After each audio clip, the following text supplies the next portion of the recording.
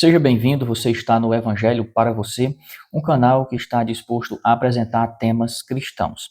Essa é a nossa terceira aula da série intitulada Os Fundamentos da Fé Cristã. A nossa aula será a aula de prolegômenos. Antes de nós passarmos a essa aula importante para o ingresso no estudo da teologia sistemática, eu queria convidar você para que se interessa nesses conteúdos para se inscrever aqui no nosso canal. Você se inscrevendo, você pode ficar tranquilo que você não perderá nenhuma das nossas atualizações, porque o próprio YouTube vai se encarregar de te avisar quando sempre que nós atualizarmos aqui essa nossa playlist e as outras que virão adiante, ou qualquer alteração aqui no nosso canal. Então eu te convido a se inscrever para seu benefício, já que você se interessa nesses temas. Te convido também a compartilhar esse conteúdo com quem você acha que se interessa em temas cristãos. De repente você lembra de um amigo, uma amiga, e você acha que é importante ele conhecer sobre essas coisas, então você vai e compartilha também o vídeo com essas pessoas. E depois você curte o nosso trabalho aqui, e assim você nos ajuda a nos animarmos mais para produzir mais conteúdos sobre a fé cristã e propagarmos na internet. Esse conteúdo ficará ad eterno aí na internet. Enquanto durar a internet, eu creio que esse conteúdo irá ficar aí. Então, sempre que alguém acessar, você que está aí no futuro, quem sabe aí há 50 anos, aí no futuro, você está vendo esse vídeo aí, então esse conteúdo é dedicado a você também. O objetivo dessa aula, então, é fazermos uma análise mais detida sobre os fundamentos, a preparação para a teologia, para os estudos da teologia sistemática. Temos que formar aqui uma fundação, uma base, para que nós possamos entrar no estudo direto da teologia sistemática. Há muitas terminologias que nós precisamos analisá-las e entendê-las antes de soltá-las depois.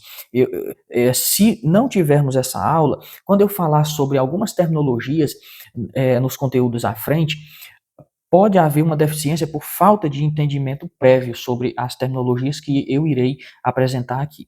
Então, a nossa aula vai ser uma aula detida. Se você não está comprometido com o estudo calmo, tranquilo da teologia sistemática, então esse vídeo ele não é para você. Você vai aí em outra playlist e você acessa outros conteúdos. Aqui é para quem está interessado em um estudo sério e honesto sobre as doutrinas da fé cristã, as doutrinas importantes da teologia cristã. Então, se você se interessa nisto, esse vídeo então é para você. Todo o material recolhido para essa aula, ele pode ser disponibilizado para você. Só é preciso que você se torne membro aqui do nosso canal.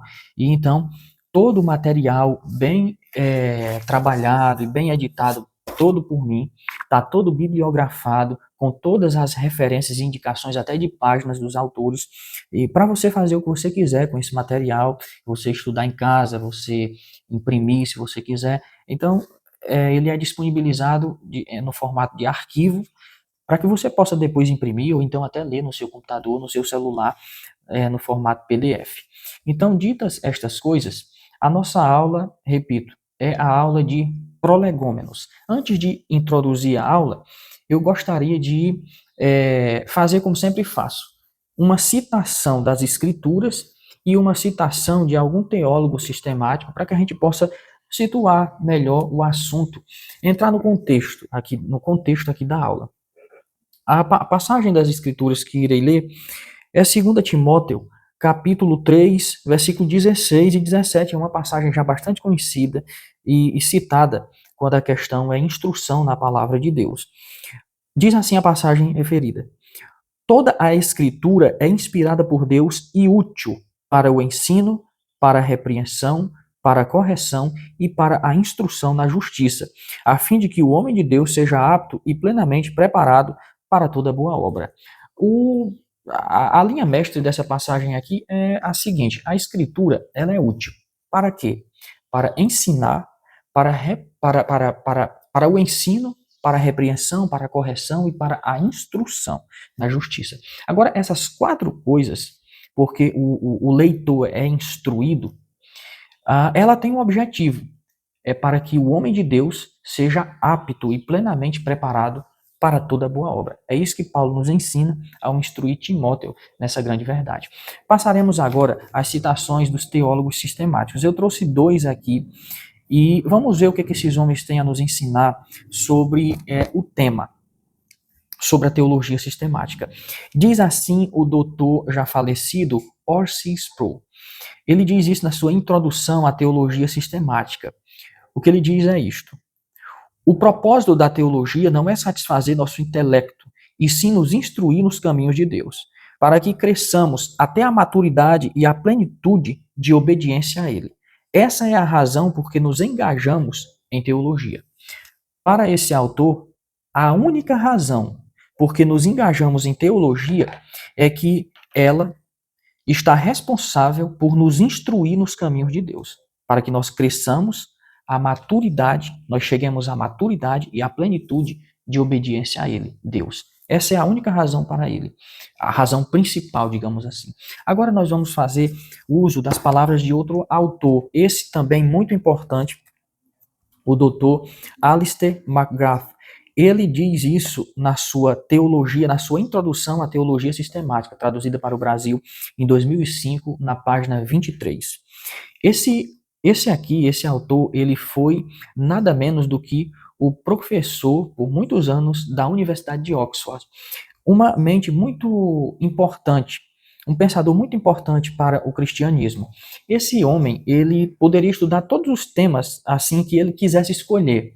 Ele tinha um leque muito grande de temas, de disciplinas para estudar. E não falo só de disciplinas cristãs, mas de outras também. Mas olha o que ele fala sobre a teologia. A teologia, diz Alistair McGrath, representa um dos temas mais fascinantes que alguém possa esperar estudar. Você veja, um autor desse calibre, que tinha vários temas disponíveis para estudar, para se deleitar no estudo, ele diz sobre a teologia, que ela é uma das coisas, como ele diz aqui, mais fascinantes que alguém possa esperar estudar na vida. Então você que nos ouve e que nos acompanha, está diante de um conteúdo, de um conteúdo que é um dos mais fascinantes que você possa esperar estudar em toda a sua vida. É com isso que nós introduzimos o nosso importante assunto dos prolegômenos sobre a teologia sistemática. Eu vou explicar o que é prolegômenos, não se assuste com essa terminologia, porque ela, na verdade, é bem simples e é utilizada em todas as disciplinas de estudo. Nós vamos fazer aqui algumas análises de palavras, de terminologias, porque os prolegômenos, eles constituem a formação, a preparação para o ingresso do interessado na teologia, para que ele possa se familiarizar com essa disciplina teológica. Nós iremos fazer análises, nós iremos fazer implicações, nós iremos fazer correlação dos termos, nós iremos aprender como os mestres da igreja, desde o tempo dos apóstolos e pais da igreja, consideraram as doutrinas da fé cristã. Tem muita coisa para ser analisada nesta aula, além disso que eu já citei, tem muito mais coisa aqui. Então, nós vamos começar com o título da aula, prolegômenos. O que é que significa isso? Vamos analisar esse termo aqui. Nós vamos fazer algumas análises etimológicas para que vocês possam saber o significado dessas terminologias na raiz da palavra. Então, nós iremos começar com os prolegômenos. Afinal, o que significa a palavra prolegômeno? Essa palavra vem do grego prolegômena, que ela deriva de outra palavra grega, prolego, que é um composto. Como várias palavras gregas, prolego é um composto por um prefixo pró, como nós utilizamos no português, pró-reitor, pró-estudantil, até proletário, e um sufixo lego. Pró significa antes, previamente, e lego é um verbo grego que, traduzido para o português no infinitivo, significa dizer, falar. No grego, lego, então, significa eu digo, eu falo. Prolego significa, literalmente, aquilo que é dito antes, referindo-se a qualquer introdução de um assunto. Aplicado à teologia, a teologia sistemática, os prolegômenos dizeantes se referem àquelas questões introdutórias que estabelecem os fundamentos do estudo teológico. Então, você vê como é simples? Prolegômeno significa aquelas coisas que nós dizemos como base para a formação do interessado em uma disciplina, para o ingresso em uma disciplina. Então, ele vai ser preparado para que ele possa entrar e estudar determinada disciplina com clareza, já preparado para isso. Então, essa terminologia aplicada à teologia sistemática, ela fala disso, das questões introdutórias que estabelecem os fundamentos do estudo teológico. Quais são esses fundamentos? A natureza da teologia, definições e o método teológico, fala das fontes da teologia, os pressupostos teológicos e muito mais. Os prolegômenos, repito porque é importante, são a preparação para o estudo de qualquer disciplina. E não é só disciplina relacionada à fé. Significa a preparação, a fundação para qualquer disciplina. Então, com essa aula, você vai ser literalmente preparado para o estudo da teologia sistemática. Agora nós iremos entrar diretamente nos prolegômenos. Vamos começar fazendo uma análise etimológica da própria expressão inteira, teologia sistemática. O que é uma análise? É você quebrar um composto em partes e analisar especificamente cada parte desse composto para que você possa entender o todo de maneira mais coerente, mais completa e mais lógica. Então, nós iremos fazer esta análise da palavra, de toda a expressão teologia sistemática. Vamos quebrá-la no meio. O que é teologia e depois o que é sistemática. Vamos começar com essa palavrinha teologia. Eu já expliquei isso no vídeo anterior, mas foi uma coisa bem superficial, agora eu vou aprofundar um pouco o tema. Vamos fazer então uma análise etimológica da palavra teologia. O que isso significa? Essa palavra teologia é também um composto grego, vem da língua grega e é uma palavra composta por outras duas palavras. Para clarear aqui a composição dessa palavra, vamos trazer ela aqui para a nossa língua. É como se fosse um prefixo e um sufixo. O prefixo seria theo, de teologia. Theo. No grego é theos e significa Deus. Esse sufixo grego, português logia, no grego é logos. E essa palavra é encontrada na Bíblia. Logo no início do Evangelho de João, no capítulo 1 e versículo 1, quando João diz, no princípio era o verbo estava com Deus e o verbo era Deus. Essa palavra verbo, repetida 3 vezes, é a palavra a que nos referimos aqui, logos. Então, ela é encontrada na Bíblia. O que esse sufixo logos significa? Significa palavra, verbo, como João traduziu, ideia, lógica, e aqui para os fins da nossa aula, estudo. Então, theo é Deus em grego. Logia é logos, palavra, estudo. Como nós encontramos em algumas terminologias na língua portuguesa. Geologia, o estudo da terra, antropologia, e muitas outras que eu sei que vocês sabem. Antropologia é o estudo do homem.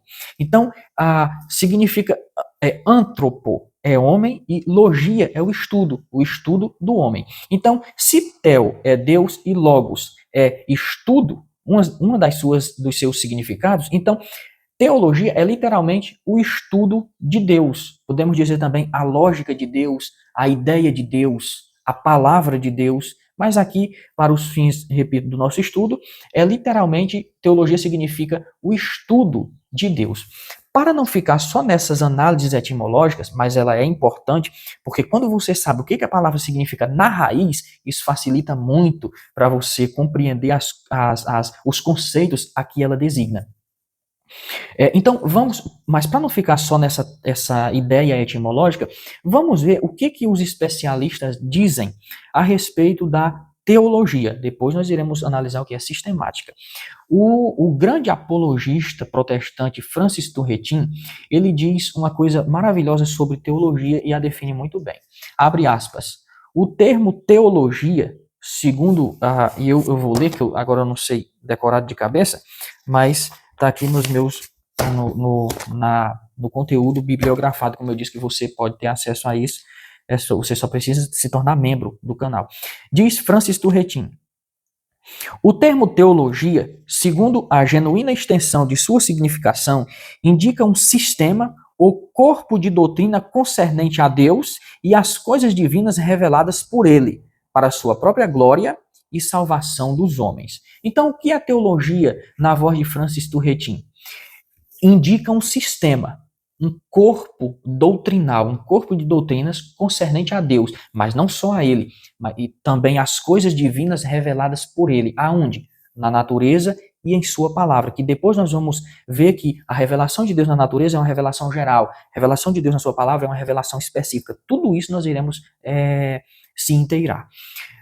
E tudo isso, segundo Francis Turretin, com um objetivo: para a glória de Deus e a salvação dos homens. Vamos ver outro especialista. O professor Franklin Ferreira e Alan White, eles têm uma teologia sistemática, e esse autor Franklin Ferreira é brasileiro, e ele produziu uma teologia sistemática, mas o seu colega Alan White, um estrangeiro, e o que ele diz a respeito do termo teologia é o seguinte: o estudo da teologia é diferente do estudo da religião. Olha aqui uma coisa importante, ele distingue religião e teologia, ele vai explicar a diferença. O estudo da religião inclui todas as religiões mundiais e seitas, e usa várias metodologias: sociologia, antropologia, história, psicologia, etc. Mas a teologia, ele diz, é mais especializada, sendo ela o estudo das doutrinas ou temas que os adeptos de uma determinada religião creem. É importante só frisar o seguinte: teologia e religião são coisas distintas. A religião é bem mais ampla, o seu método se centraliza em algumas outras áreas, a sociologia, a antropologia, a história, a psicologia, mas a teologia, ela é mais focada, é mais especializada. Ela se restringe às doutrinas ou temas que os adeptos de uma determinada religião creem. É assim para Franklin Ferreira e Alan White. Então nós fizemos uma análise etimológica de teologia. Primeiro, o que nós fizemos? Quebramos a expressão teologia sistemática ao meio, ou no meio.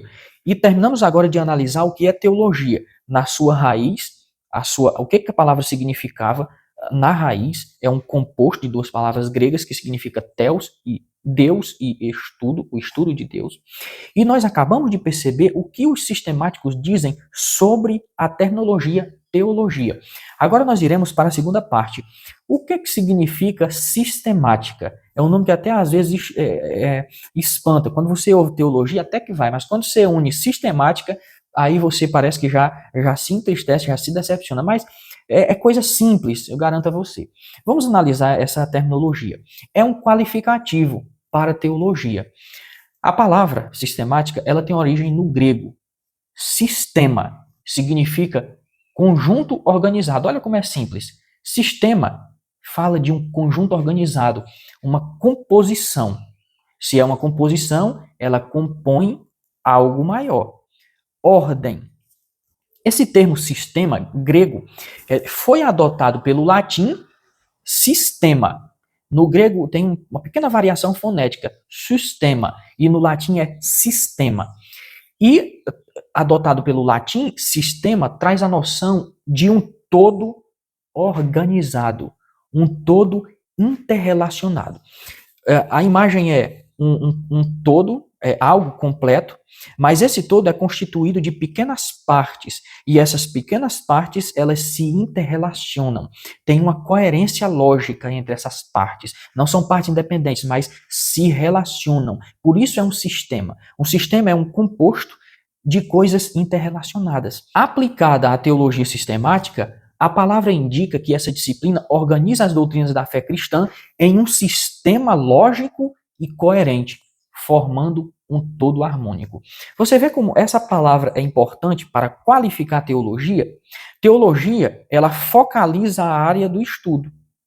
É bem isso mesmo. O vocábulo teologia especifica o campo de estudo. Sistemática, como um qualificativo, é o termo que diz, ou melhor, que determina o modo desse estudo. Teologia indica o campo do estudo, sistemática sugere o modo desse estudo, é organizado. Assim, A expressão inteira, que já analisamos em parte, teologia sistemática, encapsula a noção de organizar as doutrinas ou temas que os adeptos de uma determinada religião creem. Detalhe, essa organização se estabelece em um sistema lógico e coerente. Essa definição é minha, só que ela não é só minha, é derivada do professor Franklin Ferreira. Eu peguei as definições deles e fiz uma mistura com outros autores. Então saiu essa definição aqui que eu gostaria de ler para vocês, eu anotei ela aqui. O vocábulo teologia especifica o campo de estudo, e sistemática é o termo qualificador que determina o modo desse estudo. Assim, a expressão toda, teologia sistemática, encapsula a noção de organizar as doutrinas ou temas que os adeptos de uma determinada religião creem. Essa organização se estabelece em um sistema lógico e coerente.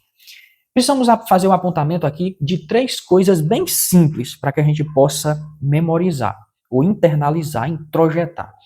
Primeiro, essa expressão fala de organizar as doutrinas ou temas religiosos. Organizar. Ela está focada na crença de determinado grupo religioso. E, por fim, estabelece um todo sistematizado, lógico e coerente, que é a ideia de sistema. Agora nós iremos fazer a distinção em relação a outras disciplinas bíblicas. Como nós podemos diferenciar a teologia sistemática das outras disciplinas bíblicas? Eis aqui a distinção, e essa distinção é importante. Existe a teologia bíblica, teologia histórica, teologia sistemática, teologia filosófica, teologia exegética, teologia...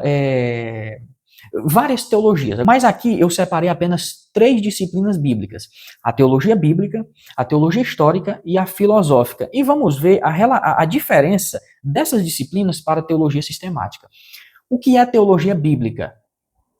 A diferença para a teologia sistemática está no contexto. A teologia bíblica, ela aborda o contexto bíblico. A Bíblia, nesse sentido, deve ser estudada para verificarmos qual é a posição verdadeira entre as escolhas possíveis. O objeto de estudo é o contexto bíblico. As respostas para as perguntas estão na Bíblia. A Bíblia terá a resposta certa. Veja como tudo para a teologia bíblica se refere à própria Bíblia, ao próprio estudo bíblico. Nesse sentido, os estudantes usam as ferramentas de hermenêutica e as línguas originais. Você ouviu falar em hermenêutica, em ferramentas para interpretar a Bíblia, que é mais a exegese? Línguas originais é teologia bíblica. É basicamente o trabalho dos especialistas do Antigo e do Novo Testamento. Aquelas pessoas que entregam a sua vida ao estudo bíblico do Antigo e do Novo Testamento são teólogos bíblicos. E o conteúdo produzido por essas pessoas constitui a teologia bíblica. Então, o contexto a ser analisado é o contexto bíblico. Agora, a teologia sistemática, nós podemos ver e vamos observar adiante que não é bem isso. É mais do que isso. Agora, a teologia histórica. Qual o contexto abordado pela teologia histórica? Como o próprio nome sugere, ela aborda o contexto histórico. Como a doutrina da Trindade foi observada pelos apóstolos, pelos pais da igreja, pelos teólogos na Idade Média, na Idade Moderna, na Idade Contemporânea. Como a doutrina de Jesus ser Deus foi entendida pelos pais da igreja, pelos medievais, pelos escolásticos, pela modernidade, pelos teólogos contemporâneos. Então, teologia histórica é o estudo das doutrinas durante os séculos, certo? Teologia sistemática não é isso, é outra coisa. Se não ficou claro para você, teologia sistemática, eu ainda tenho mais alguma coisa a acrescentar. É importante distinguir das outras disciplinas bíblicas, distingui-la das outras disciplinas bíblicas. Agora vamos à teologia filosófica. Ela aborda o contexto filosófico, trabalha com especulações, não tem só a Bíblia como a fonte para as respostas das suas perguntas. A teologia filosófica, ela lida com a questão de Deus a partir da ótica filosófica. Então, nesse sentido, nós estamos analisando o pensamento dos filósofos, dos teólogos mais detidos com a filosofia.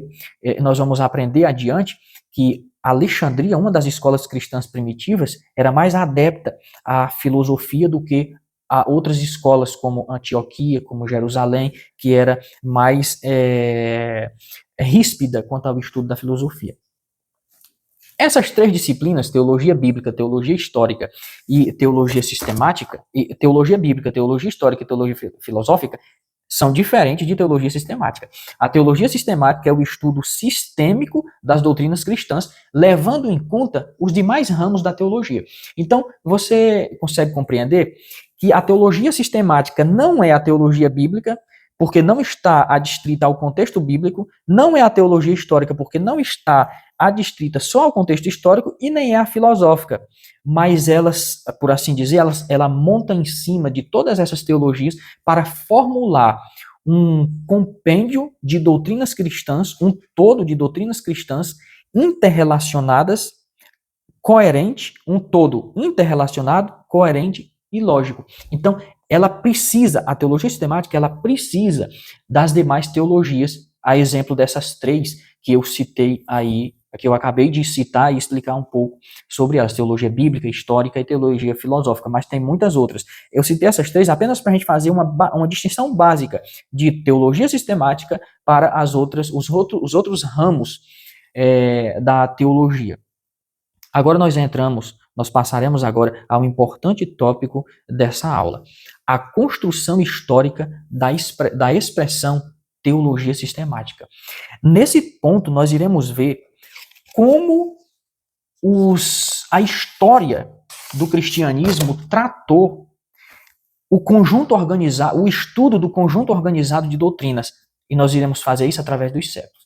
Passo agora, então, a fazer uma digressão, tomando referência dos mestres da igreja desde o segundo século, começando com Orígenes, até as primeiras igrejas protestantes no século XVI, passando por século XVII até o XVIII.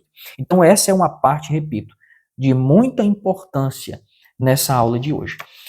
Como, afinal de contas, as pessoas que nos antecederam trataram esse tema? Como chegamos à expressão bonitinha teologia sistemática? Sempre foi teologia sistemática a designação para o estudo das doutrinas organizadas? Não, nem sempre foi teologia sistemática. Hoje nós temos o nome bonitinho, bem trabalhado, mas nem sempre foi assim. O que nós iremos fazer nesse ponto é analisar a formação da expressão teologia sistemática. Como os pais da igreja trataram, como os medievais trataram, como foi que isso se constituiu através dos séculos. Vamos começar com os pais da igreja e nós iremos até a Idade Média e adiante. O primeiro que irei citar é Orígenes, no segundo século, 184, 253, que foi o ano do seu falecimento. Como ele denominou o estudo organizado de doutrinas?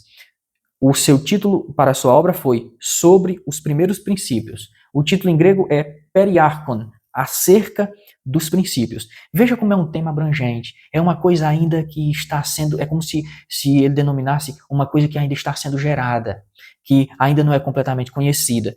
Ele denominou com essa designação bem abrangente. O que eu estou tratando aqui é sobre os primeiros princípios, as primeiras coisas. Essa foi a designação de Orígenes no segundo século, segundo e meados do terceiro século. Agora nós iremos para um teólogo aqui primitivo chamado Teognosto. E não se preocupe com esses caras, porque nós iremos adiante, em outras oportunidades, analisar muito bem a teologia deles. Se eu não me engano, na próxima aula nós já vamos fazer isso. Você vai se familiarizar bem com esses nomes, Orígenes, Teognosto, não se preocupe. Por exemplo, esse Teognosto foi um dos sucessores de Orígenes na escola de Alexandria. Você vai se inteirar sobre a escola primitiva cristã de Alexandria. Tudo isso é muito importante. Veja quanta coisa é preciso aprender para poder ingressar no estudo da teologia sistemática. Mas não é algo impossível, não se desanime. Tanto que nós estamos aqui, dedicando um tempo para aprender sobre essas coisas. Voltemos então à digressão. Como Teognosto, um dos sucessores de Orígenes na escola de Alexandria, que viveu em 210 até 270, no terceiro século, como ele entendeu e denominou seus estudos? Simplesmente com a palavra resumo. É um resumo. das doutrinas cristãs. Lactâncio. Como nós iremos ver um pouco mais sobre esses autores, eu não vou dizer quem são agora, mas só a indicação do nome e a data de nascimento e de falecimento. Lactâncio, 240 a 320, denominou seus trabalhos de A Instituição Divina. Agostinho, no quarto século, 354 a 430, ele denominou de Pequeno Manual ou Enchiridion. Enchiridion é o nome grego que significa pequeno manual, instrução. Agora, é claro que depois o Agostinho de Hipona, grande teólogo e filósofo africano, ele expandiu esse pequeno manual para um tema tripartite. Denominou então sua obra depois de Sobre a Fé, a Esperança e o Amor, pegando ali 1 Coríntios, a referência ali do que Paulo fala em 1 Coríntios 13, sobre a fé, a esperança e o amor. Daí o título tripartite, para o seu estudo das doutrinas organizadas. Agora nós vamos dar um salto um pouco considerável para João de Damasco, 675 a 749. Como ele falava sobre o que hoje nós denominamos teologia sistemática? Ele chamava de Tratado Preciso sobre a Fé Ortodoxa. Já tem o teor de tratado, de coisa mais precisa do que nós vimos com Orígenes, algo bem mais geral sobre os princípios. Aqui, João de Damasco, ou São João Damasceno, ele já denomina tratado preciso sobre a fé ortodoxa. Vamos aprender também o que é ortodoxia. E um detalhe aqui, gente. É claro que eu irei citar muitos autores de tradição católica. Claro que não é a formação católica como temos hoje, mas alguns desses autores são considerados santos pela Igreja Católica. Foram grandes pensadores, homens que merecem a nossa atenção. João de Damasco, ele denominou seus estudos de Tratado Preciso sobre a Fé Ortodoxa. Agora, no século XIII esse estudo já se chamava de Suma Teológica, Resumo Teológico, e aí esse nome vem de Tomás de Aquino, o grande teólogo da Igreja Católica. Agora, para citar um reformador, nós vamos dar um salto grande, alguns anos aí, e vamos para o ano de 1497, quando nasceu Melanchthon, Philippe Melanchthon, um parceiro de Lutero. Ele morreu em 1560. Como era um teólogo sistemático, podemos dizer assim, como ele denominou seus estudos? De lugares comuns. O nome original, Loci Communis. Nós vamos entender o que é Loci Communis, são coisas muito importantes para a teologia. Ele caracterizava a sua obra pela expressão esboços teológicos, ou verdades principais da fé cristã.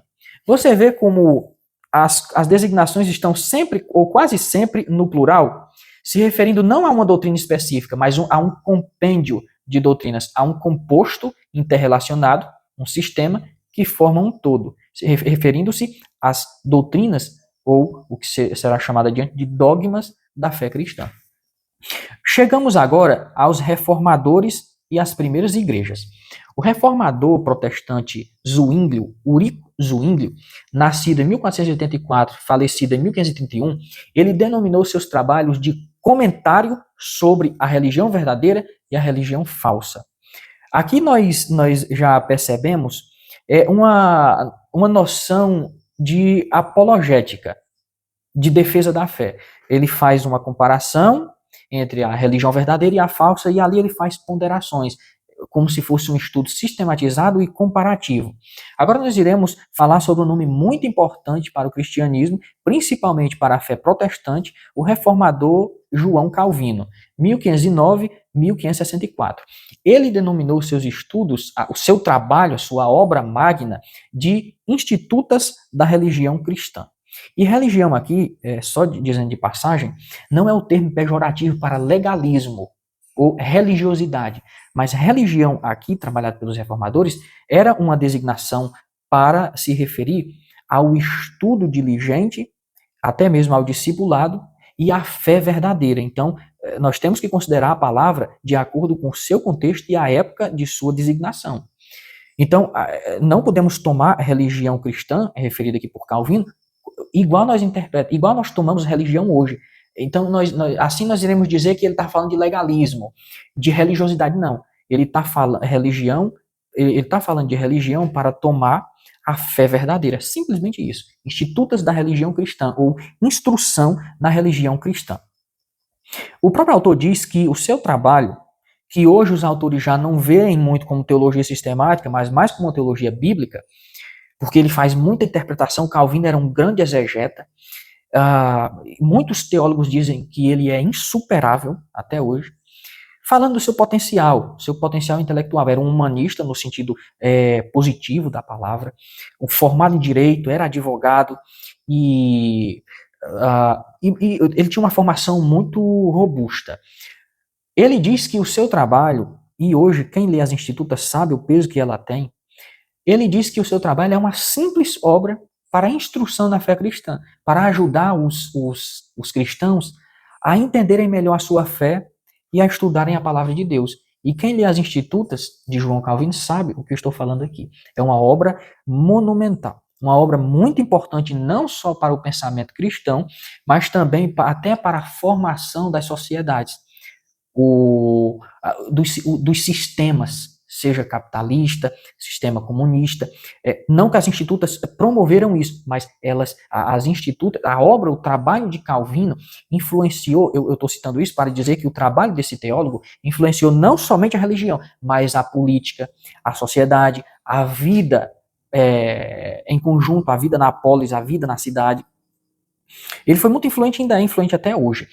Então nós terminamos essa digressão aqui, como eu disse no início, com as primeiras igrejas protestantes, as igrejas luteranas e as igrejas reformadas. É aqui, então, que se começa a denominar esse estudo de teologia. As igrejas luteranas e as igrejas reformadas, século XVI, passando por século XVII e começo do XVIII, começaram então a designar o estudo sistemático, o estudo organizado de teologia. E o ponto importante aqui é que se as igrejas protestantes denominaram o estudo organizado desde os pais em relação às doutrinas da fé cristã, se as igrejas denominaram de teologia, o ponto aqui é o seguinte: como nós diferenciamos esse estudo que é designado teologia pelas igrejas reformadas e luteranas das outras áreas da teologia e da religião, porque existiam outras disciplinas que eram também denominadas de teologia. Aqui é que entra o qualificativo sistemática, para diferenciar essa disciplina organizada, que foi designada teologia, das outras disciplinas cristãs, que também eram designadas teologia. Então, para distingui-la aqui, a teologia sistemática, a teologia organizada, para distingui-la de outras disciplinas teológicas, que essas outras disciplinas gradualmente cresceram em número e importância, então este nome teologia teve de ser qualificado. Vocês estão entendendo? Eu vou explicar melhor com receio de vocês não entenderem. O termo teologia precisava ser distinguido, diferenciado, porque existiam outras disciplinas teológicas designadas de teologia.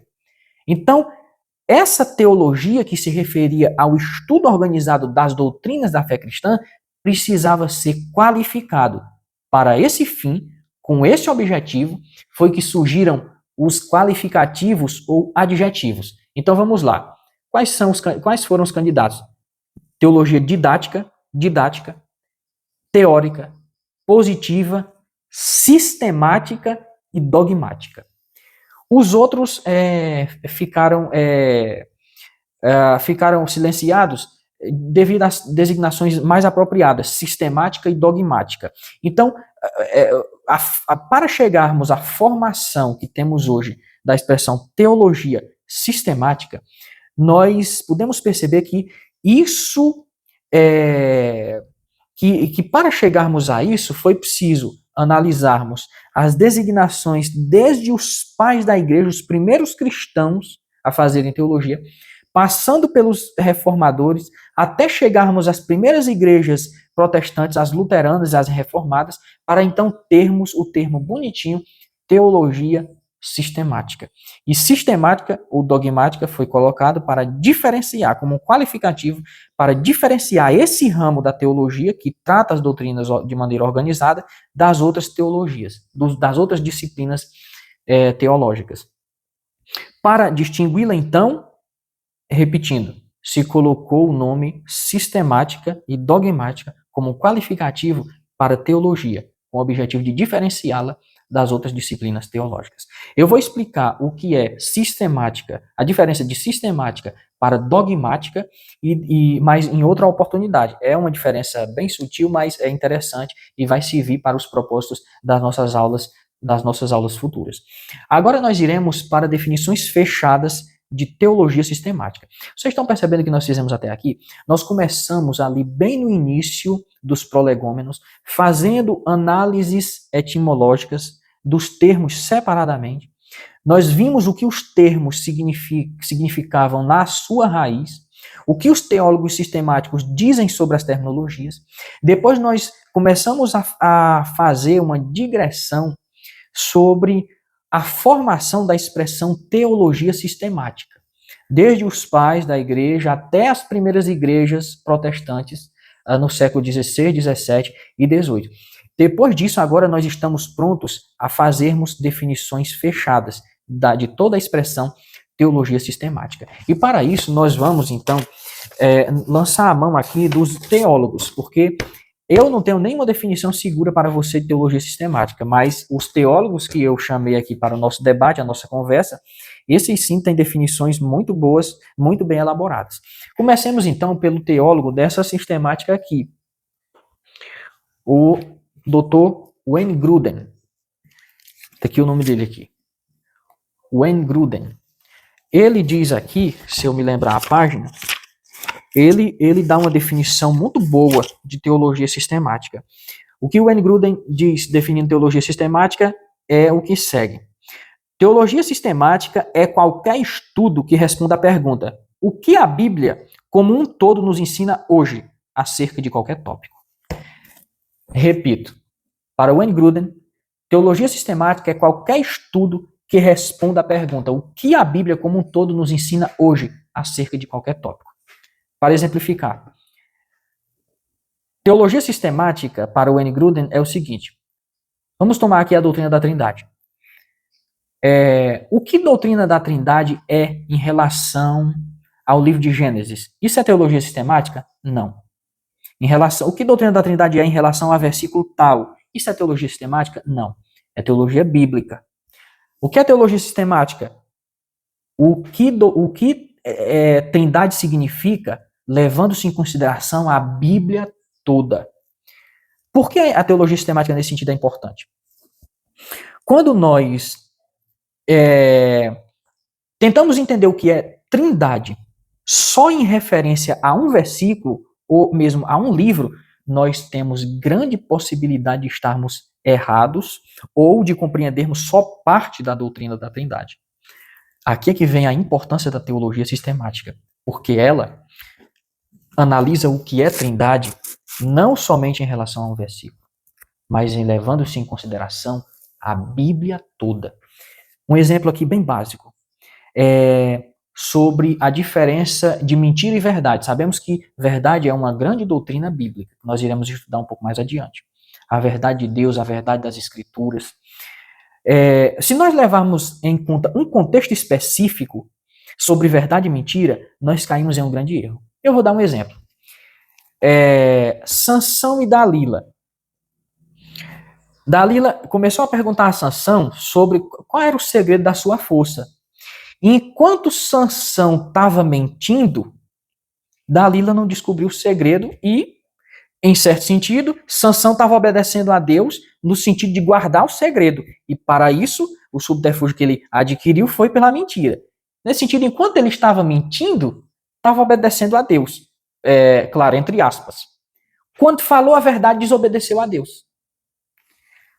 Nós iremos dizer, então, que a verdade é uma desobediência a Deus? Não, porque o conjunto inteiro da obra deve ser analisado para que, então, nós tomemos um conceito bem definido sobre o que é verdade sobre o que é mentira, sobre o que é obedecer a Deus, sobre o que é desobedecer. Daí é importante essa definição de Gruden. Teologia sistemática é qualquer resposta que responda à pergunta: o que a Bíblia como um todo nos ensina hoje em relação a uma determinada doutrina. Agora nós iremos ver o que o grande sistemático reformado Hermann Bavinck diz sobre teologia sistemática. Para ele, teologia sistemática é o sistema dos artigos de fé. Para compreendermos essa definição, nós temos que saber o que são dogmas, o que são artigos de fé. Isso está reservado a aulas futuras. É bastante aqui o entendimento bem definido da expressão teologia sistemática. Não precisa a gente entrar em detalhes. Ele continua dizendo: a dogmática é o conhecimento que Deus revelou à igreja em sua palavra a respeito de si mesmo e de todas as criaturas e de como estas se relacionam com ele. Muita coisa importante nessa definição. Para ele, a teologia sistemática, que ele se refere chamando de dogmática, é o conhecimento que Deus revelou a quem? A igreja, onde? Na sua palavra. Acerca de quem? Sobre si mesmo. E mais o quê? E de todas as criaturas. E de como as criaturas se relacionam com Deus. É uma definição bem apropriada. Vamos agora para a definição de outro autor e a gente vai terminar com essa aqui. Aqui é necessário explicar primeiro o que eu vou ler. Aqui o professor Franklin Ferreira e o professor Alan White, em sua teologia, eles citam a definição de outro teólogo e fazem 3 apontamentos. E depois disso eles então dão, o próprio Franklin e o White dão a sua definição. Então vamos aqui, eu vou fazer a citação da citação que Franklin Ferreira faz do teólogo John Hammett. Eu não sei se o nome se pronuncia assim, não sei se é francês, John Hammett.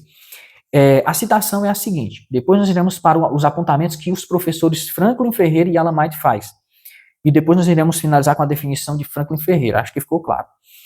Definição citada por Franklin Ferreira do teólogo John Hammett. Teologia sistemática é aquela disciplina que tenta dar uma exposição coerente das doutrinas da fé cristã, baseada principalmente nas escrituras, falando as perguntas e questões da cultura e época em que ela existe, com aplicação à vida pessoal do teólogo e outros. Eu não sei se ficou bem claro para você, é uma definição bem completa. Por isso que eu trouxe os apontamentos dos professores Franklin Ferreira e Alan White. Eles fazem os seguintes apontamentos sobre essa definição de John Hammett. Primeiro, de acordo com aquela definição, Franklin e White dizem: primeiro, a teologia sistemática deve oferecer uma exposição coerente. Segundo, a teologia sistemática é baseada nas escrituras. Terceiro, a teologia sistemática sempre tem um alvo prático. Então nós iremos ver agora o que esses 3 apontamentos querem realmente dizer. Eu fiz apenas citá-los. O primeiro, de acordo com aquela definição, é um apontamento da definição anterior, de John Hammett. A teologia sistemática deve oferecer uma exposição coerente, ou seja, ela examina o que a Bíblia inteira diz sobre determinada doutrina. A Bíblia inteira diz sobre determinada doutrina. Mostra como as doutrinas da Bíblia se relacionam logicamente. Esse é um segundo passo muito importante. Primeiro, analisar o que a Bíblia inteira diz sobre determinada doutrina. Segundo, como as doutrinas bíblicas se relacionam logicamente. A partir dos dados analisados, então, uma cosmovisão é construída, uma visão de mundo é construída e comunicada. E essa comunicação da cosmovisão, da visão de mundo, a partir dos dados bíblicos analisados, abrange todas as áreas da vida de uma pessoa, evidentemente aquelas áreas que são tocadas pela Bíblia. Então, ponto importante aqui, a partir dos dados analisados, uma visão de mundo é construída e comunicada. E essa visão de mundo é abrangente, ela abrange a vida inteira do ouvinte, desembocando na sua vida prática. Segundo apontamento, a teologia sistemática é baseada nas escrituras. Significa que ela não vai além do que está dito na Bíblia. Nesse sentido, ela se assemelha com uma teologia bíblica. Ela não vai além do perímetro bíblico. A teologia sistemática não vai além disso. O que vai além é a teologia especulativa. A teologia sistemática, de acordo com os apontamentos que Franklin Ferreira e Alan White faz sobre a definição de John Hammett, é uma teologia baseada nas escrituras. Ela evita a especulação. Se é baseada nas escrituras, ela evita a especulação. O que as pessoas acham. A teologia, até mesmo a teologia filosófica. Isso não entra em contradição quando eu disse que a teologia sistemática se apoia na teologia filosófica, visto que a base do seu apoio está na doutrina consolidada, alinhada com as escrituras dos teólogos e filósofos mestres da igreja. Então, primeiro apontamento de Franklin Ferreira e Alan White sobre a definição de John Hammett é que a teologia sistemática ela deve oferecer uma exposição coerente. Eu já expliquei o que é isso. Segunda coisa, ela é baseada nas escrituras. Terceira e última coisa, a teologia sistemática sempre tem um alvo prático. Esse é um ponto muito importante. Significa que, nesse sentido, a teologia sistemática, ela mostra a diferença que as suas conclusões, as conclusões trazidas pela teologia sistemática fazem na vida cotidiana da pessoa. Não é só um trabalho intelectual para potencializar o poder articulador do teólogo, não. Ela vem para a prática, para a vida cotidiana. A teologia sistemática objetiva auxiliar no processo de conhecer, obedecer e amar a Deus melhor. Olha o benefício da teologia sistemática, no aspecto de que ela sempre tem um alvo prático. Ela leva em consideração as necessidades do povo nos bancos da igreja. A verdadeira teologia sistemática não é aquele espantalho que as pessoas fazem. Teologia esfria a fé, Jesus não estudou teologia, não. A verdadeira teologia sistemática é um estudo sério das doutrinas organizadas da Bíblia e tem a ver com a pessoa sentada no banco. Ela alcança a pessoa que senta-se no banco da igreja, ajudando essa pessoa a tomar suas decisões na vida real. Não é uma teologia de Deus me disse, eu acho que Deus me disse isso aqui. Não. É uma teologia racional, que tem fé e racionaliza essa fé, em certo sentido, visto que em outro sentido a fé não se pode racionalizar. Mas em outro sentido, por outro lado, a teologia sistemática é a racionalização do que a fé acredita, do objeto da fé. Nesse sentido, ela alcança o cristão sentado no banco, lhe ajuda nos seus desafios, nos seus períodos de dificuldade. Como responder a isso? Como me dirigir a determinado grupo social? Como atuar em empresa tal? Como viver em um mundo capitalista? Como me comportar em um mundo comunista? Essas respostas, essa preparação é adquirida através da teologia sistemática séria, que leva em consideração as necessidades do povo nos bancos da igreja. Tendo apresentado para vocês os apontamentos dos professores Franklin Ferreira e Alan White, passo agora à sua definição. A teologia sistemática é uma reflexão interpretativa e sistematizada da palavra, tendo como meta a compreensão e sistematização de toda a doutrina cristã, sendo, portanto, uma disciplina normativa que assume um compromisso primário com Deus e com a sua verdade revelada. Eu sei que essa definição não é bem autoexplicativa, mas nós iremos analisar futuramente algumas coisas a que ela faz referência. Disciplina normativa, ela incide sobre o ensino normativo da igreja, ou seja, aquele ensino que os cristãos estão submetidos, aqui estão submetidos, ou seja, que eles têm de obedecer, que futuramente nós iremos ver que são os dogmas, e muitas outras coisas. Como eu creio que a gente já exauriu bem essa primeira aula sobre os prolegômenos, nós teremos uma segunda aula de prolegômenos, e irei agora então à conclusão de nossa aula.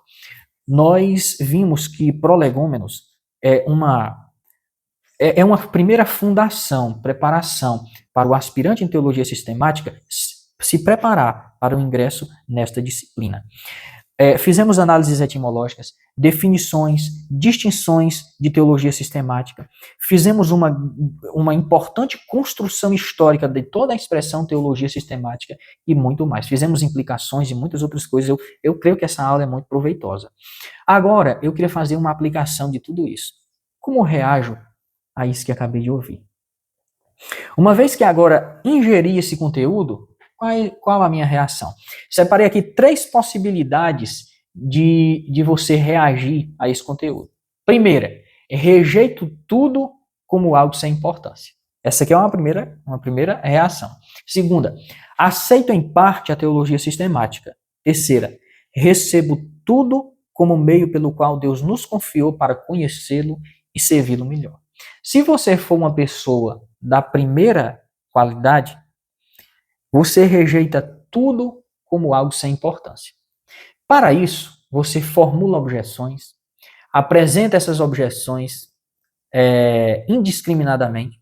Em outras palavras, o que você está tentando fazer é o seguinte: você tenta provar as objeções na tentativa de conhecer a Deus pela sua própria jornada solitária, dispensando toda a riqueza de conhecimento acumulado pelos mestres da igreja através dos séculos.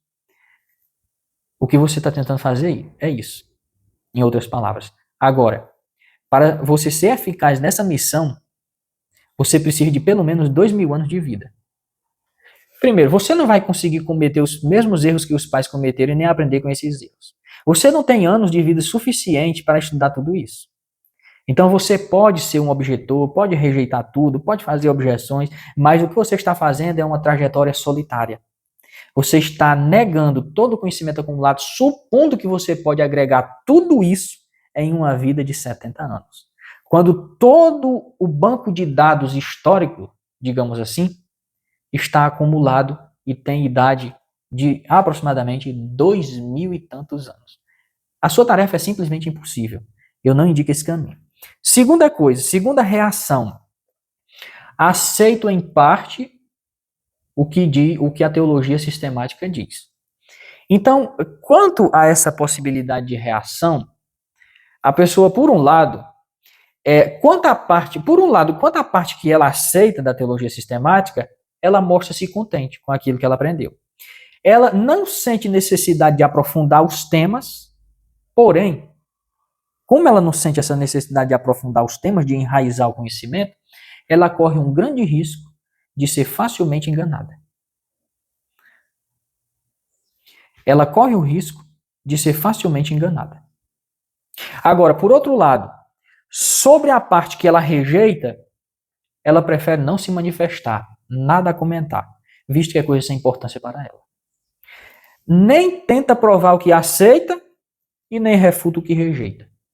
Essa é a pessoa que aceita em parte a teologia sistemática. É uma sugestão de como eu penso que ela vai reagir, para sustentar essa aceitação em parte. Agora a terceira, e é a que eu indico aqui. Recebo tudo como meio pelo qual Deus nos confiou para conhecê-lo e servi-lo melhor. Uma pessoa dessa, diferentemente da primeira que rejeita tudo e da segunda que aceita em parte, ela, em vez de levantar objeções, ela cresce com o que ela aceita da teologia, com o que ela apreende, com o que ela aprende.